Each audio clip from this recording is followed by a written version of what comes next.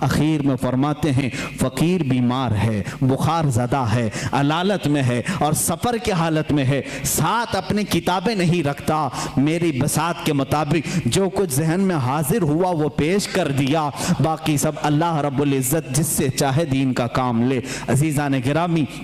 یہ کتاب جب گورنر مکہ شریف مکہ کے پاس سنائی گئی، پوری رات بھر بیٹھ کر کے وہ شریف مکہ کتاب سنتے رہے۔ دوسری رات آئی، پوری کتاب سنی، یہاں تک کہ علماء مکہ، علماء مدینہ حاضر ہوتے ہیں اور اعلیٰ حضرت سے دست بستہ کہتے ہیں آپ اپنی اجازات حدیثہ ہمیں عطا فرمائیں، آپ اپنی اجازات میں ہمیں شامل فرمائیں۔ اسی سفر حج میں اعلیٰ حضرت رحمت اللہ تعالیٰ علیہ نے علماء حرمین کو اپنی اجازات عطا فرمائیں۔ لوگ حرم کے علماء سے اپنی اجازت لینے آتے تھے اور حرمین کے علماء نے اعلیٰ حضرت سے اپنی اجازت لینے میں فخر محسوس فرمایا۔ وہاں کے مرجع العلماء تھے، ایک بڑے پائے کے بزرگ ہیں، ان کی بارگاہ میں جب اعلیٰ حضرت پہنچے بڑا ادب کرتے تھے مکہ اور مدینے کے علماء کا۔ اعلیٰ حضرت نے ان کے زانوں کو چوما، ان کے زانوں کو چوما، وہ 70 سال سے زیادہ کی عمر کے تھے۔ انہوں نے برجستہ کہا اے ہندی عالم احمد رضا، حق تو یہ ہے کہ میں تمہارے نالین کو چوموں،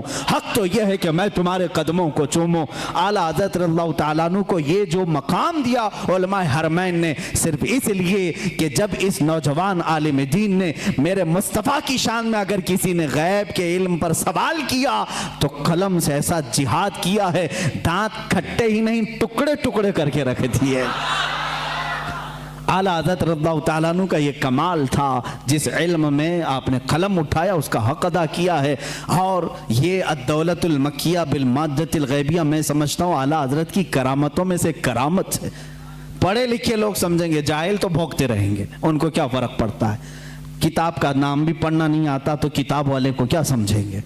ہاں، کتاب جو پڑھے گا وہ ضرور سمجھے گا کہ اتنی ساری باتیں لکھنے والا وہ بھی بغیر سامنے کتاب کے موجود ہوئے، آخر اتنے سارے ریفرنس کہاں سے دے گا۔ میں اگر آپ ابھی مجھ سے کہیں گے فلاں فلاں چیزوں کا حوالہ دو، مجھے کتاب اٹھانی پڑے گی، میں بولوں گا دیکھ کر کے صفحہ نمبر آپ کو بتاؤں گا، لیکن وہ امام اہل سنت ایسے ہیں کہ آنکھیں بند کر کے کتابوں کے حوالے تک بتا دیا کرتے تھے، ریفرنس اسی وقت لکھا بھی دیا کرتے، اور ملانے والے جب جا کر کے ملا کے دیکھتے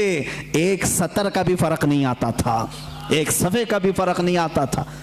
امام اہل سنت فاضل بریلوی رحمت اللہ تعالیٰ علیہ جو سب سے زیادہ